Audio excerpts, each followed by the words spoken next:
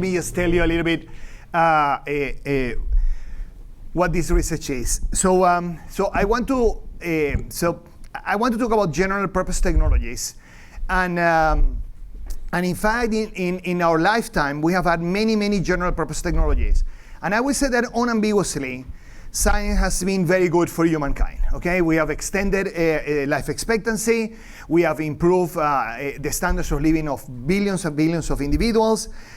We have eliminated people and moved people out of poverty, and we have improved civil rights and rights of individuals and representation and so on. So in the 15,000 years that we have been around the world, we have less slavery. Even though I work on human trafficking and modern slavery, we have a smaller percentage of people that are on slavery, even though there's 52 million people on modern slavery. So it's not a minor thing. But we have less poverty, less hunger, and we have been able to achieve this transformation in a very successful manner. So the question of this is, how can we deal with the next general purpose technology, which is artificial intelligence? How can we make sure that we will be prepared? And I want to be a little bit critical here. I'm going to compare two previous general purpose technologies. One is the automobile on the cars, and the other one is people tend to think that these are two different revolutions. I'm going to treat them as one, which is the computer and the internet. I'm going to just put them together. And the reason is that most people that think about innovation, they tend to think about this as two different revolutions that we had in the world. But they are so next to each other that from the macroeconomic point of view, it's almost impossible to think them as separately. Okay, so I'm going to treat them the same, even though this is terribly insulting for all the people on the third floor of my building, and I tend to insult them anyway, so I don't see why I should stop now, okay? So this is joint work with Isabella Loaiza. She is a computer scientist. Actually, she's a computer social scientist, which I have no idea what it is. A computational social scientist. I imagine this has something to do with computation and social science, but other than that, she's super smart, and so Isabella has been doing a lot of that work. And I'm going to concentrate on skill acquisition. Is that clear? I will explain the whole framework, but it's just skill acquisition. So general purpose technologies, the question is not if we're going to actually make money. This is going to create a humongous amount of wealth. Humongous. Okay? Artificial intelligence is going to have a tremendous amount of productivity gains, like what computers have had and what the internet has had. The adoption of these technologies is extremely slow. And I understand that you feel that this is fast, but from the economic point of view, this is super slow. Uber is a fantastic technology that should have infinite productivity. When you think about Uber, is that you take a completely useless individual that is actually watching TV and eating potato, and you have a car that is useless parked there, and you take a useless person and a useless asset, put them together and offer a service. That in economics should imply infinite productivity. Is that okay? But we use Uber mostly as a taxi. It's exactly like a taxi. You go from point A to point B, you pay differently, you call the person differently, but at the end of the day, it's a taxi that circumvents labor laws. So you see, from the macroeconomic point of view, that's a terrible use of a technology. Is that clear? This is what we do. I am from Venezuela. This is what we Latinos do. We do use our creativity how to avoid paying taxes. That's not a good use of imagination. Is that okay? So Uber, I don't know if the person was Latino, but he was trained in my country for sure. Okay? So truly, it takes a long time. Uber, in the limit, Uber is going to change transportation and ownership of cars. We're not going to need cars. The cars will not have different colors. They will be old, white Toyota Corollas, which are indestructible. Is that okay? So that's it. And the reason is that we are not going to need to own an asset that is idle 90% of the time or 95% of the time. It's a waste of human resources and mineral resources and every energy resources.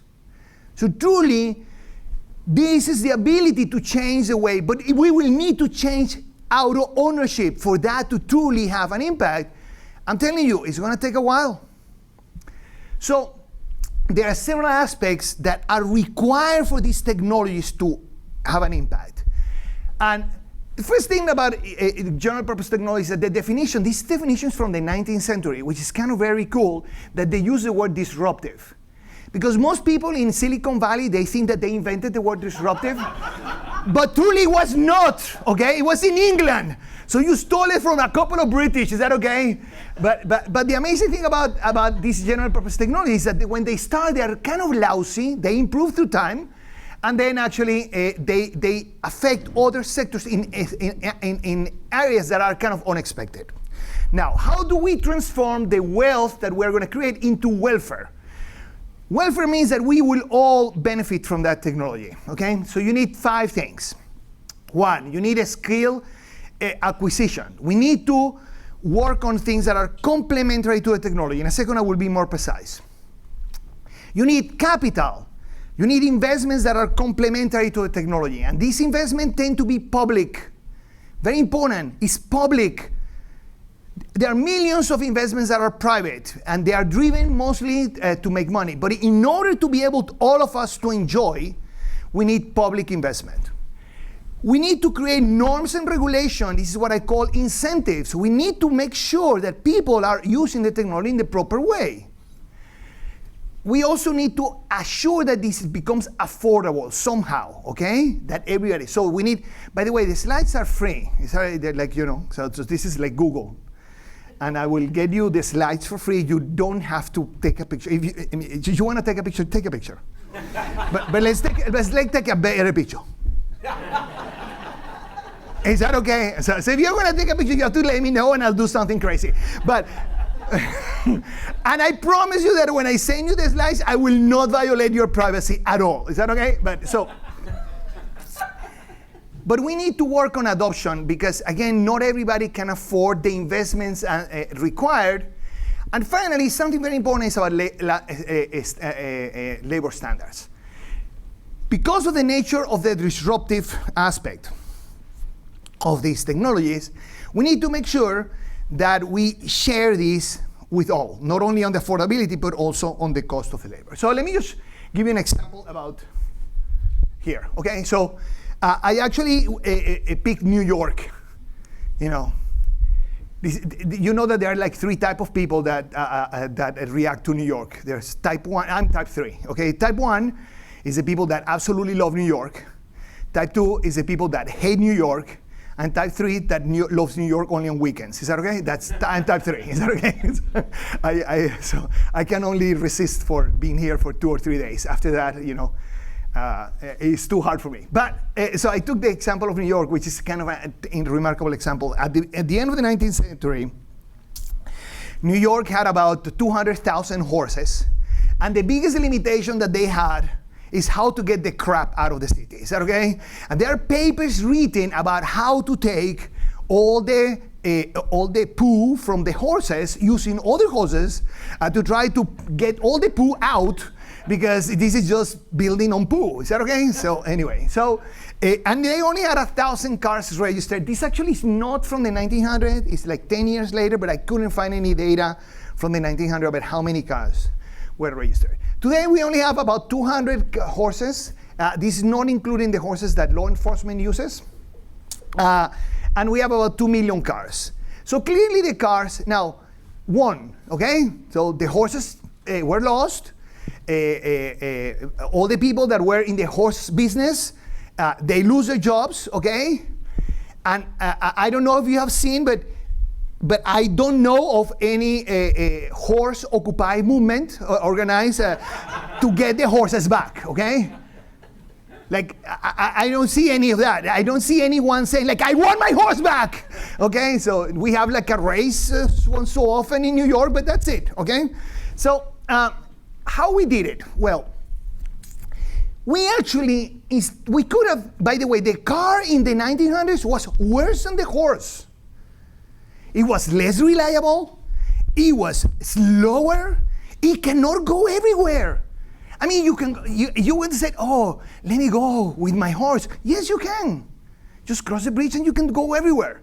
The cars, you barely cross the bridge and then it self-destructs. Is that okay? It was just, really bad technology. So how we could have invested in becoming better riders, is that okay? And design horses that pull less. Then we could have actually solved the problem and we will just be happy with the horses. They're so beautiful, so gentle. Don't you want to have one at home? Is that okay? We substituted that with cats. In any case, but we decided to invest on things that are complementary. So we learn how to drive, as opposed to learn how to ride. We invested on public infrastructure, in this case, roads. Okay, there are other investments that took place with the car. We became better at building the car, but that is a private investment, you understand? But then we work a lot on norms and regulation. We put traffic norms, like for example, where do you ride? When you have horses, nobody cares about a stop sign. Is that clear? The only way you will stop someone from riding a horse is to shoot them. Is that okay? Which was repeatedly used in the United States, but we don't do that anymore. Well, we do them, but not in New York at least. Anyway, so traffic law, so you invested on norms. We said that it doesn't matter your country, if you see an octagon that is red, stop, okay? So we invested a lot on the affordability. So the roads are all financed by public taxation, okay? So they're not free. They're just free access, but where they're paid. We also created huge amount of auto-financing, and the private sector used product segmentation to have affordability. So we created different services and different goods for people. And labor standards, massive improvements. Actually, very few people know, but it was the auto industry, the one that doubled the minimum wage in the United States, okay, to $5 an hour. I know it sounds very low. It sounds almost like what you know. So it's depressing, but anyway, they doubled the minimum wage, and they created the 40-day hour week, 40 hours a week. In fact, actually, the United States was the one that invented the weekend. We only had Sundays off, and in the middle of the 1800s, the United States said, well, we're going to have another day free. Why not put it next to the praying day? And then they created the weekend. So these are so beautiful, truly beautiful. Now, it took a while. It's not like 2 weeks. Is that okay? But beautiful. Therefore, when you make sure that this technology can be enjoyed by all of us, then the welfare improvements are tremendous. Okay? And of course, someone has a better car than others, but in the end of the day, he said we are all enjoying the technology. When I look at the computer and the internet, I have a little problem with the way we're doing it. Is that okay? By the way, this has been with us for a long time. 1980s is the first PC. So it's not like we have been here for 2 weeks. It has been 60 years. So first thing that and let me put this together with the internet, but in fact, before iOS, learning the complementary knowledge with computers was very costly to obtain. I am old enough, I know this is, I am old enough that in my university, I was the second thesis that was written in an Apple laptop. Is that okay? Yes. And I was supposed to be, I am an engineer. I am a computer scientist. Give me 5, yes. Wow. So I was supposed to be a computer scientist. I kind of learned how to design the chips for the supercomputers. And the best job I had in Venezuela was to repair TVs with the bubbles. You remember the bulbs that you change?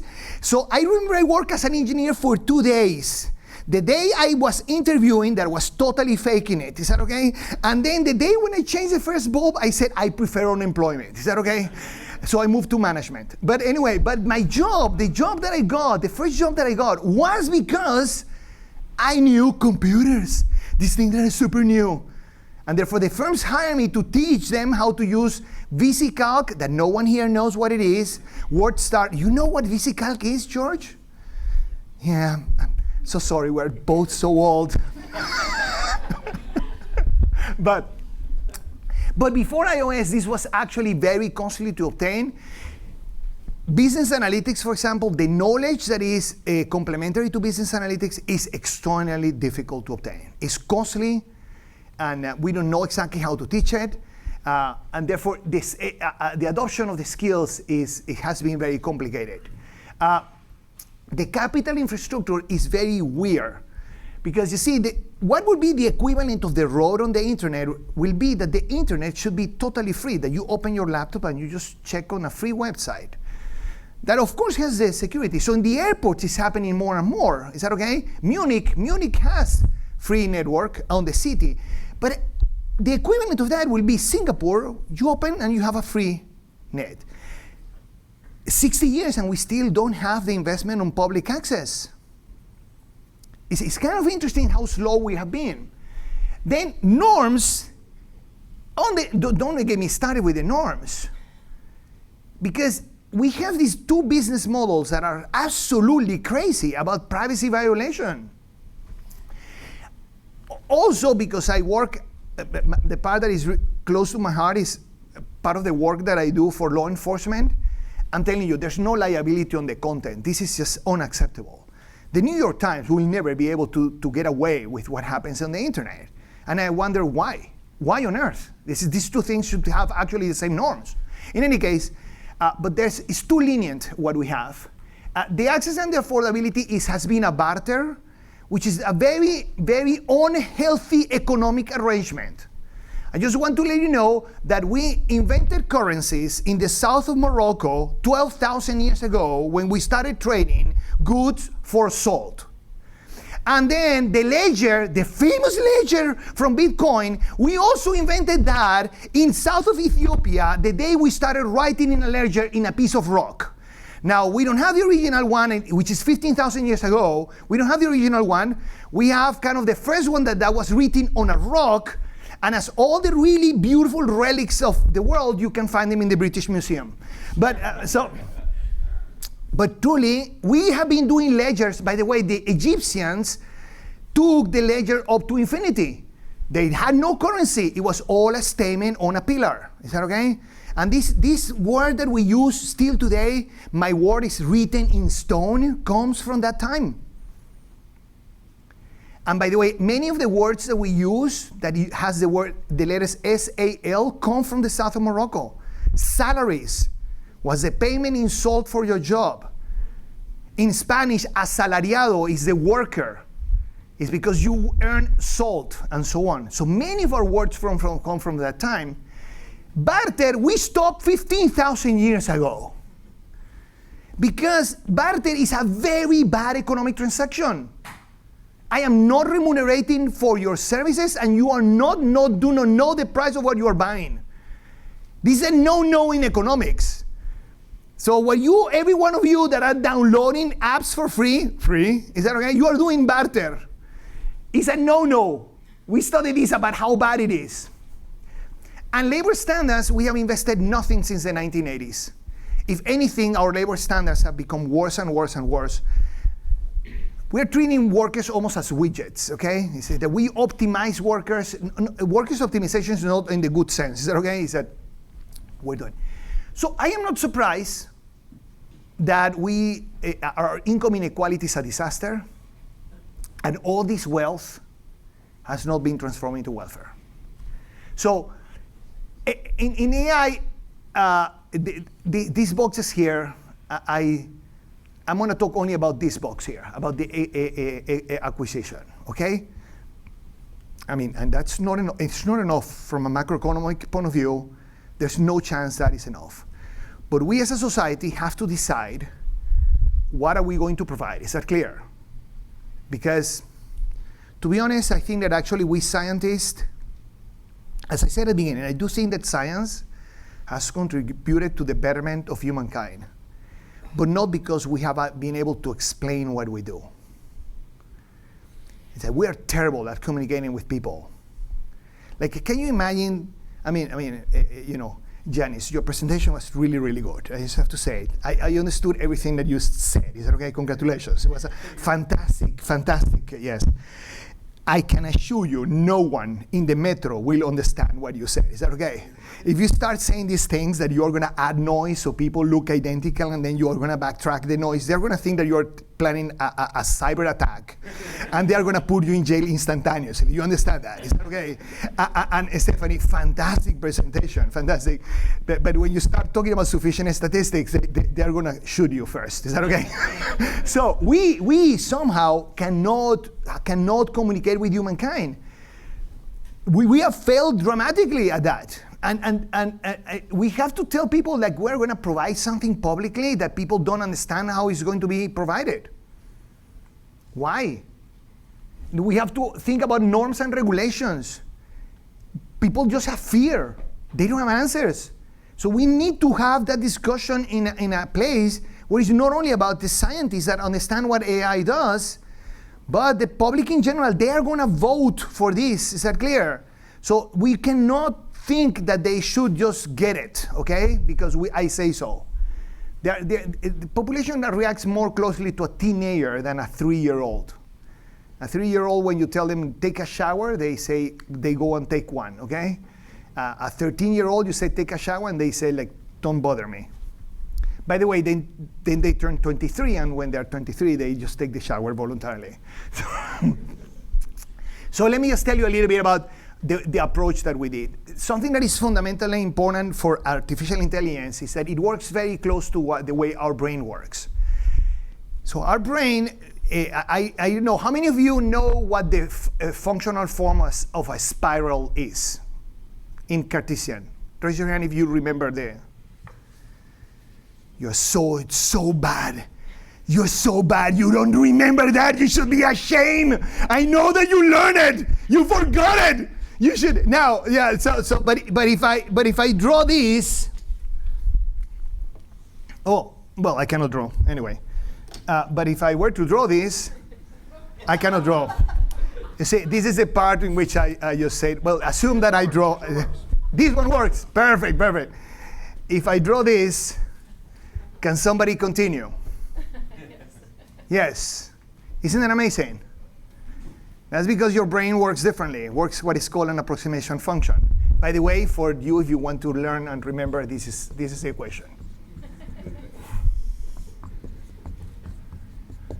Okay, so now you know it. Is that okay? Next time I see you, I expect you to remember. So, universal approximation functions are really, really good, but they have certain characteristics that make there's weaknesses. So what we did in this research with Isabella is we thought about what the universal approximation function cannot do. So don't tell me what artificial intelligence is doing today to think about what are going to be the skills that I need to require today, because that will be the wrong advice. Because artificial intelligence is building up. So what they're doing today is not what it's going to be doing 20 years from now or 50 years from now. I mean, no chance. So the question is, because in this case we understand what is the essence of the estimation, let's look at the tool that is managing the artificial intelligence to understand what are their weaknesses. By the way, it's the same weaknesses that we humans have.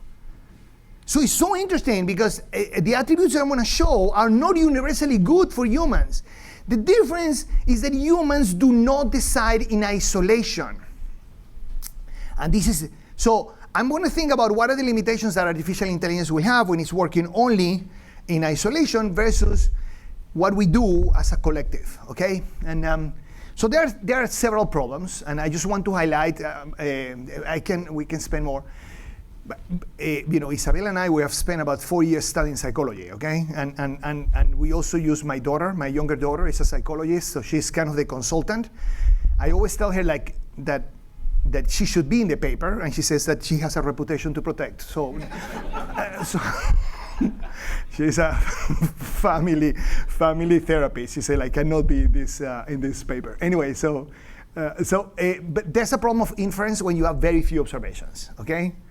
So when you have a model, when you have y equals alpha x, okay, plus beta or plus a constant, in that model, I don't need that many observations to be able to estimate the alpha and the beta. When you have a theory, when I have that theory, I don't need many data points to estimate the curve because the theory is constraining my estimation. A universal approximation function is something that we started studying since Gauss. started studying, okay? And we have Taylor expansions, and everybody knows what a Taylor expansion is, Fourier transforms, all of those are approximation functions.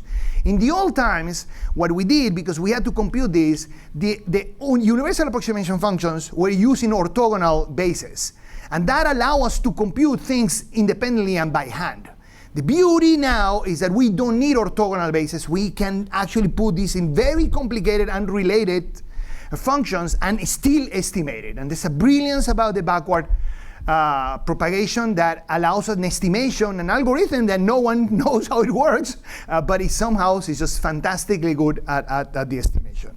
So we have been doing this for a while, and almost the more complex the system is, the more data you will need. So the inference is a problem. So in order, you need a repetitive set of unexplainable. So if you can explain, then you can actually program it. Is that clear? So that's not an issue, okay? So we will assume that the computer will do it. If I have a procedure about how to do something, then the computer will just replicate it and we're all done.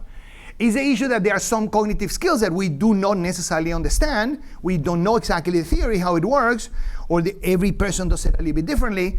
And in those things that we cannot explain, then the computer will be able to replicate if it's repeated enough, okay? So, facial recognition and so on. But there's a problem of inference. This requires many repetitive actions. There's another one, which is a problem of extrapolation. Somehow our brain is extremely good at extrapolating with constraints. So if I ask anyone here to draw the continuation of this, almost all of you would have done this. There's no reason why that has to be true. There's absolutely no reason whatsoever. This could be like this. In fact, it is so interesting because there's a moment in our brain that where we actually just flip to that mode. Is that clear? But if you give this to a 2-year-old, it will actually just draw whatever. Is that clear? Because the brain doesn't have the function yet. So what happens to our universal approximation functions is that they're really good to fit the data, the space of the data. They're really good at the boundary, but when you want to look really far from that data space, they become very chaotic. And the reason is that somehow we are extrapolating with certain amount of constraints. By the way, this is kind of the role of creativity, but it's not that our creativity is universally good. I just want to highlight, we are also lousy. We also invent the nuclear bomb. Is that clear?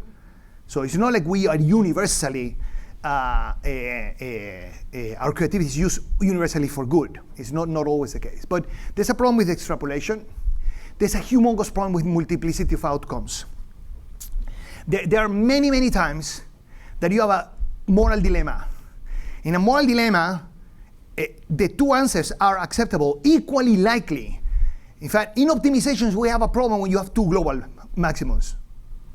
Humongous problem. We have no idea what to do. Well, humans have that every single day. Every single manager that makes a decision is making a decision based on a moral dilemma. If there's no moral dilemma, probably it never gets to the CEO.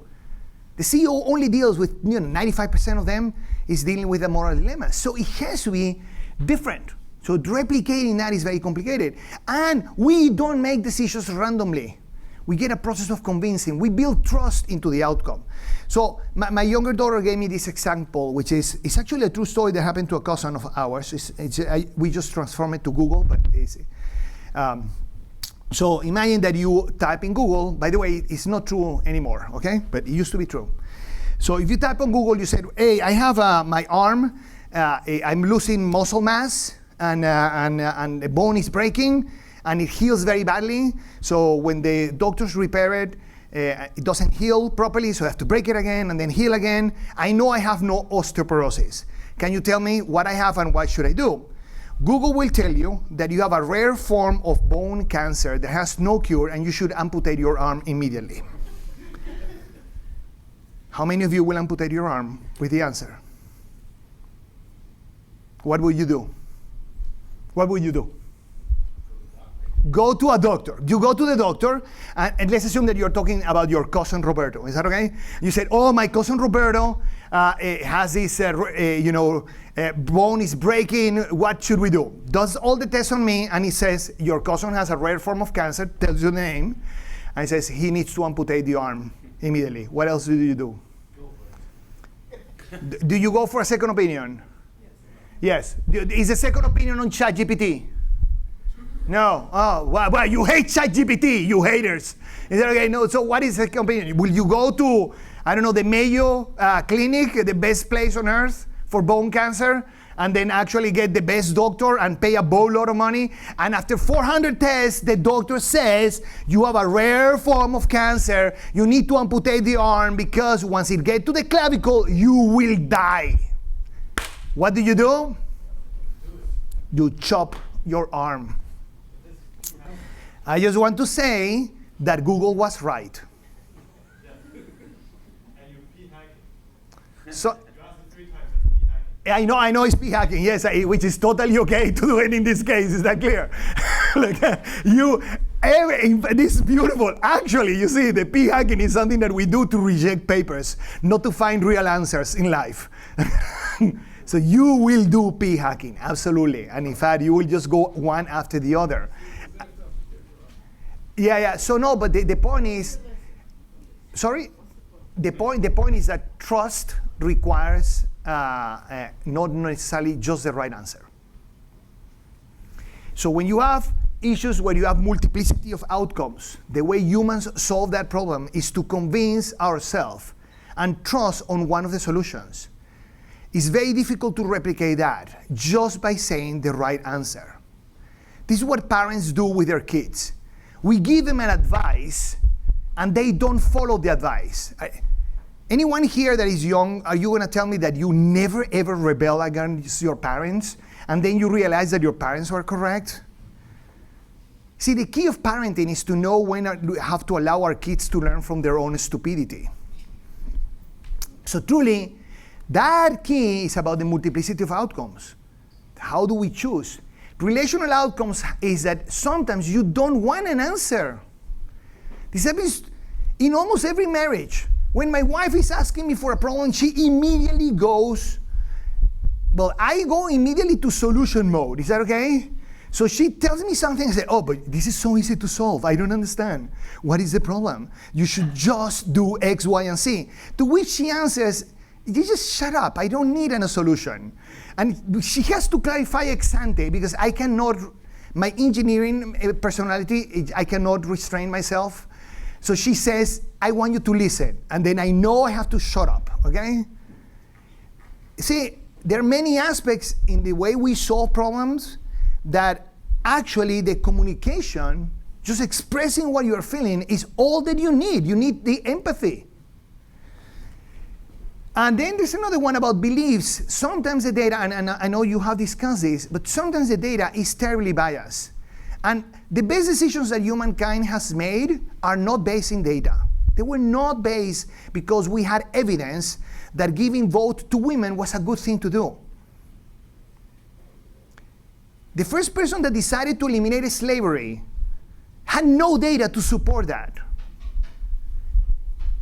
What they did the first day was to think that they could construct a better world. It's a vision. And it has nothing to do with the data. So sometimes our beliefs, this is what we call in economics subjective distributions, is that my distribution is different from the one that I am estimating from the data. It's because we think that, maybe that data has been generated by, discrimination, censoring, and so on. So these are all the problems with the universal approximation functions. And I hope that you can see that every one of them has kind of a human ingredient that's the way we solve it. Is that clear? Now, they have a match with the reason why we call this epoch is that this has a matching with different characteristics. And these are our skills that we need to obtain. This is what is complementary. Is that clear? So in other words, the way I have described this is a universal approximation function that requires something else to actually be successful. Is that clear? And the something is the learning how to drive.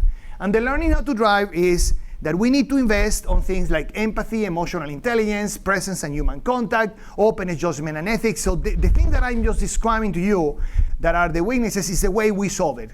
Creativity and imagination, and creativity, I always have to clarify, is this part of the creativity is not on the boundary. Okay, it's a creativity that is really far. So these are not continuous. I think I run out of battery here. So this is sorry. This is kind of the mapping. These are from the epoch. So let me ask. So how do we learn this? Hope. Hope is thinking that something's going to happen when the actual probability is zero. It's called entrepreneurship. Where did you learn hope? For example, for all economic measures, I was born in poverty. My mother was escaping Spain in the Civil War. My dad was escaping Argentina during the dictatorship of Perón. When they arrived to Venezuela, my dad was a taxi driver and my mother was a seamstress. And Venezuela at the time was the most open country on earth that existed at the time, accepted any person, any individual at the time. I was born in an extremely violent shanty town, surrounded by crime and drugs, tremendous. And I never felt poor, never. Not because I had food. Actually, I did not have food. It's because my mother made very sure that I knew what hope was and what my responsibility was to get out of there.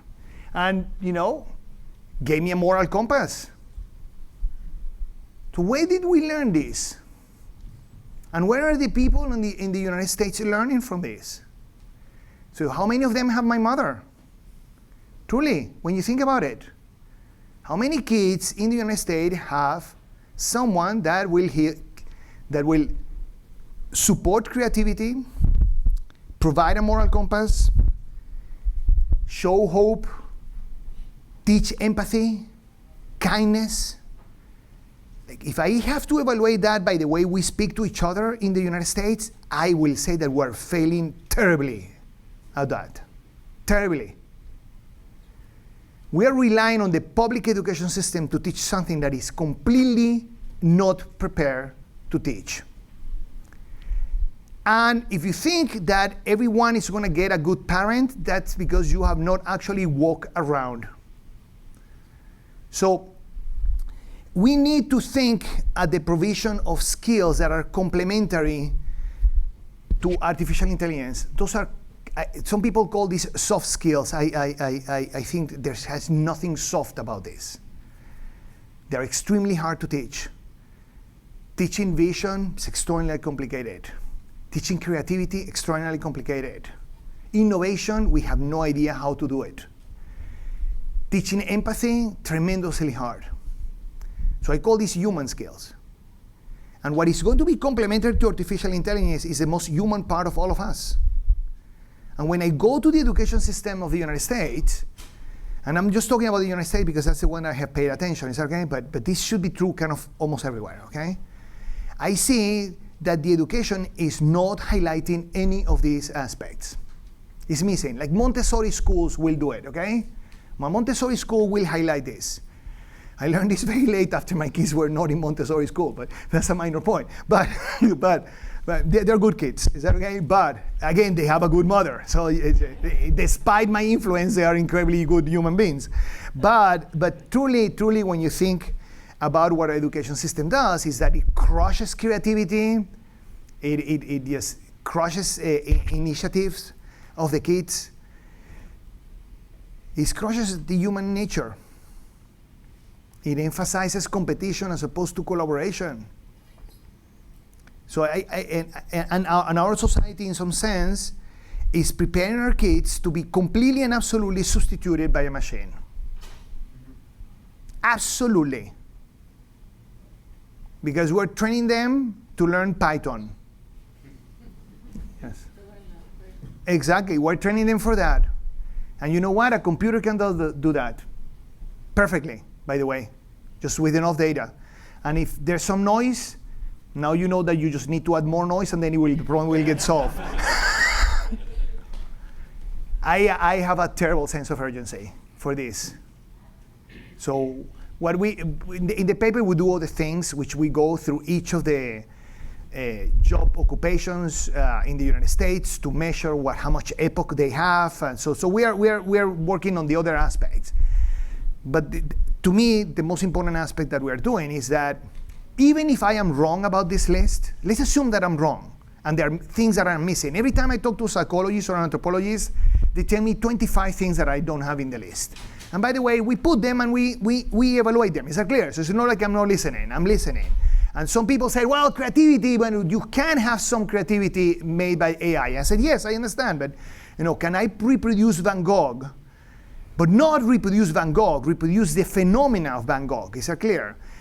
So there's a difference between taking a student from art here, okay, in New York, and asking them, I have a picture from Frauke, can you draw it the way Van Gogh would have? And probably a good student of art will do an amazing job. I love Frauke, but I will not pay $10 million for that painting. I'm sorry. I apologize for that. but if the student does it or the computer do it, it's not the same. There's an authenticity. And therefore, in that sense, we have to think about that is the creativity, okay? The Madonna creativity, Beatles. That's my creativity. And it's hard to operationalize the distance, okay? But the best way I do it is that, are you inventing something that is on the boundary of the data, or are you inventing something that is really far from the data? That's kind of the way I operationalize intuition. I just think that we don't teach ethics. We don't teach ethics in a business school, which is just remarkably stupid, because these are the people that are probably going to be making ethical decisions about humans and consumers and products. And we do not emphasize ethics the way I think it should be emphasized. And 95% of decisions are ethical, and they just barely know what deontological theories are. And I just think that we're not prepared for this. So if we want to, by the way, the best business that you can ever produce, when I think about it, is find a way to teach humans a little bit of humanity. Okay. I think my time is up, so thank you so much.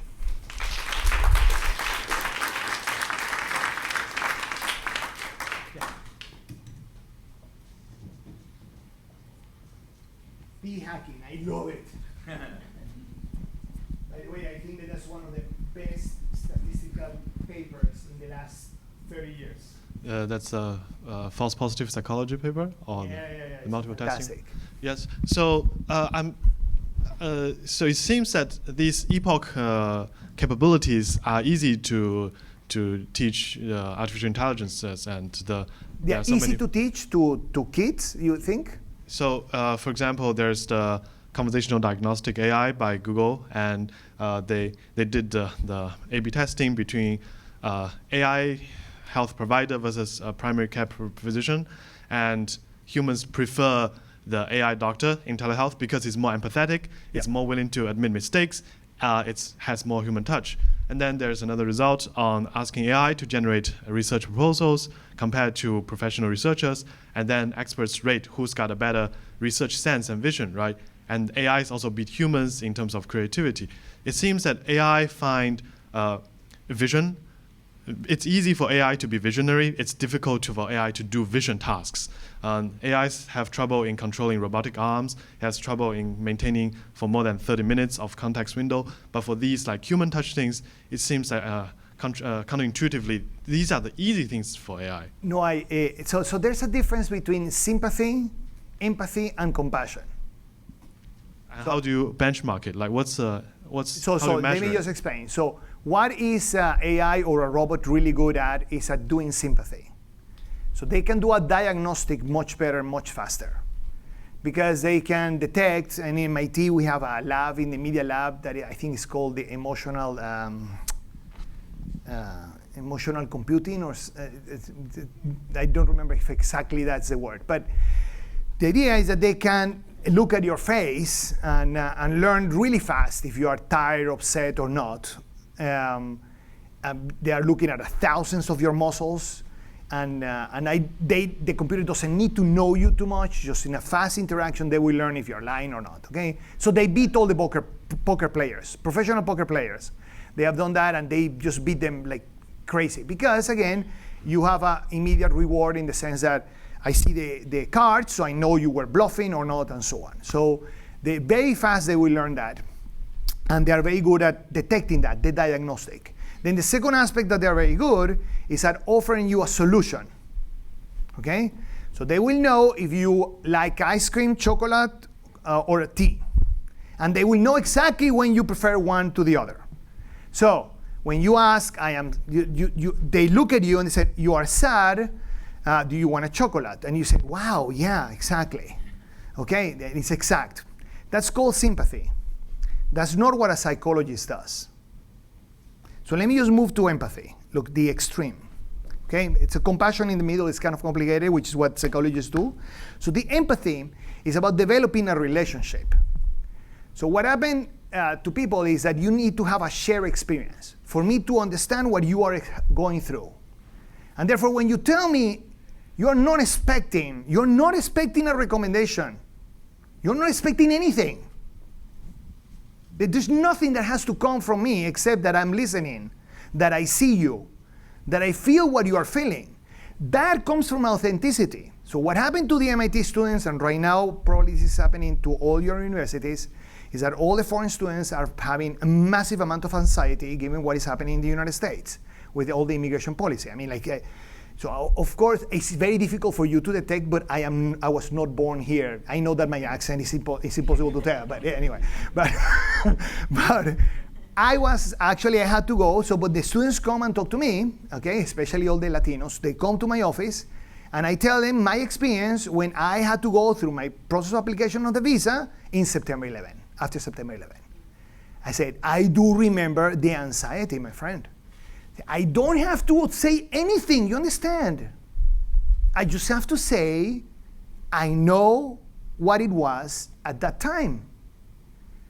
And that makes the level of anxiety of the person goes down, not because I have the right answer. It's because I have a shared experience. Let me just now show you a place where I can show compassion but not empathy. I could understand how a woman that is pregnant is being mistreated in the labor force of the United States. Not because I have been pregnant. It's because I can understand the compassion. Is that clear? So truly, this is a continuum. And the computer can do some of this. Is that clear? Especially on the diagnostic. It's extraordinarily good at the diagnostic. But the sense that you develop after that is complicated. So it is, you need a shared experience. So in fact, I have asked a computer to write me what it feels to be a woman that has been discriminated because it's pregnant in the labor force of the United States, which actually, by the way, is a criminal act, okay? So you fire. There's about 1.4 thousand cases that go to court in the United States, which means that there are more of women that have been wrongfully fired because they were pregnant. Is that clear? So I have asked them to write me their stories. And I have asked ChatGPT. In fact, we put all of that, I asked for permission, we put it on a ChatGPT and chat box and recreated that. It doesn't feel the same. It is not the same. And by the way, it's not the same when you are actually looking at the person. So my mom was fired when she was pregnant with me.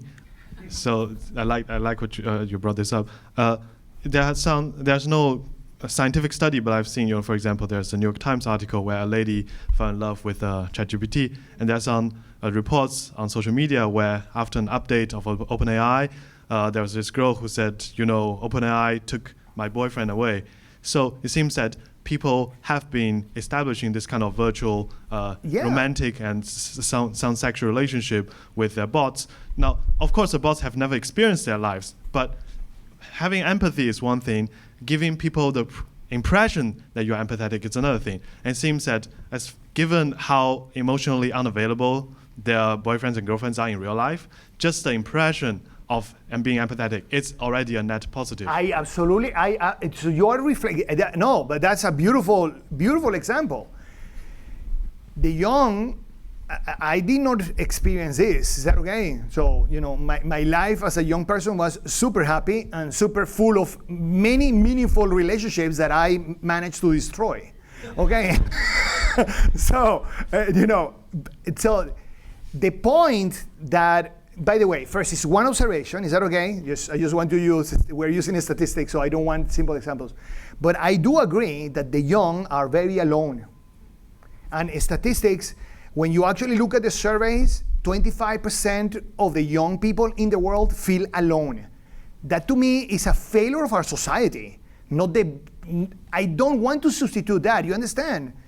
You feel alone, what is the alternative? I'll give you a cat and a dog? Sounds terrible. Sounds absolutely terrible. My kids don't want to go to work. They said, oh, the best job is that I stay home, I make a boatload of money, and I don't interact with humans. I said, horrible description of a job. So, truly, but they don't want to interact with humans at work. They want to interact with humans outside work. So, this is mostly a failure of the way we are organizing the society, not a victory. So, I find that as a symptom of our failures. And therefore, I want to find a solution not to exacerbate the situation. But yeah, that's absolutely correct. Yeah, you can always fake it. Yeah, humans also. We call it MBA. You fake it until you make it. Roberto, thank you so much. And that's why business schools start with BS. Anyway. Thank you so much, Roberto. This was a very relevant talk. My name is Naveed. I have a background in computer vision, macroeconomics, and now I'm a elected board member for New York City Public Schools. We have 900,000 students. And a lot of this is being discussed right now in a way that's to me very wrong. When I went into the work, I wanted to make sure that people's self-interest and sort of pro-social outcomes were somehow married together, so we did things for people.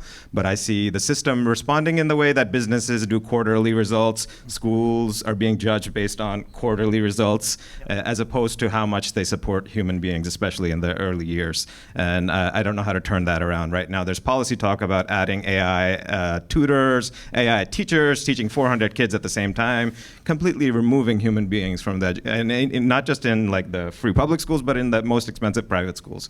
So the American education system doesn't seem to be going in the right direction, and we need to somehow redirect towards both use of this technology in a productive way, but also pro-human way. But for example, so if you are going to use AI in the education system to teach kids that have reading problems, I'm dyslexic as well, for example. So I would have loved to have an AI tool that would have helped me in high school. So what happened to me is that my mother read to me all the books because I couldn't. So my brain is perfectly designed for Greek. So I will be good for Janice here. Is that okay? So if you put me Greek, then my brain reads it correctly. But English, Spanish, or anything that has letters that are like Roman, I'm a disaster.